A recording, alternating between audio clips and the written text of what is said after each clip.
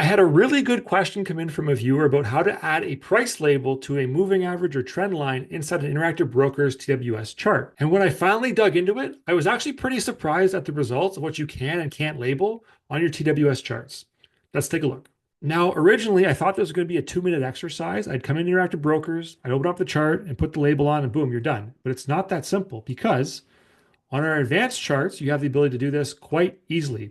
I've got a 9-day moving average, a simple moving average on the chart. There's no price label at the other end like there is for the price and the volume bar.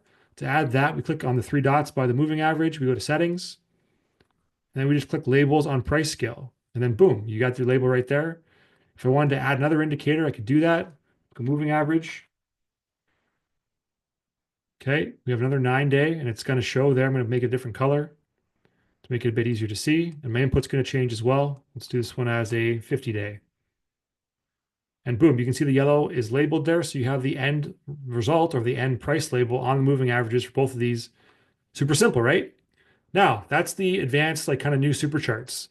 I thought there'd be the same thing for the good old reliable TWS charts. And lo and behold, there really isn't. There isn't a way you can go through that I found to get these moving average price labels on. You have the 200-day in blue and the 50-day in green. And the really interesting thing is you can't really get the values of these lines anywhere on your chart, unless I'm mistaken, without doing this one specific thing that took me a lot of searching to finally figure out and a lot of settings kind of clicking on and off to figure out. So this is the best case workaround that I could find. Again, if somebody has a better way to do this, to put them on the end goal here, please share and educate me as well.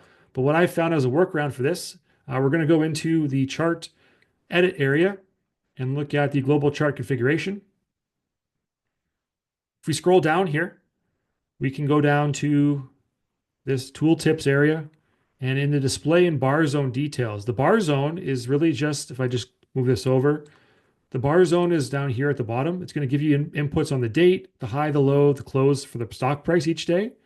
And we can actually add on to this information as we kind of move our cursor on this daily chart. We're going to pick up new information day by day. So we can put the moving averages down here. You can see the RSI as well is being updated day to day as we go through here. So if you wanted to do that, that is the only way that I could figure out how to do this and to put this on and have this kind of relocating and adding up numbers as you go. Just click studies here under tooltips, under the display bar and zones, go to studies, click that on, click apply. And now you're going to have your moving averages. You can see them coming down here, 50-day and the 200-day. And at least there you can go day by day and see what they are. So if you move your cursor all the way over to the right, I know it's not ideal. It'd be much nicer to have those numbers on the right-hand side of the screen in your y-axis logged there for you. I couldn't figure this out after spending a decent amount of time at doing this. And this is the kind of workaround quick hack that I had to get these numbers on the chart. So at least when you're scrolling through your charts, those numbers are going to go through and they're going to update. You don't have to kind of move your cursor over and say, oh, what is this number exactly? 39.25. It's going to be at the bottom. It's going to show for you, and you'll be able to do this and hop around in your charts.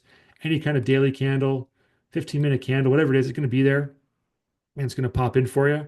So hopefully that answers the question. And I know it's not ideal again, but there is a workaround here for the regular old school chart. And obviously the super chart, you can add it and have it displaying over here in the y-axis, nice and easy. But that's that one. And hopefully, again, this solves the issue, and happy trading. If you got some value to this video here today, please subscribe to the channel, follow along for more. And I just thank you for watching. I'll catch you on the next one.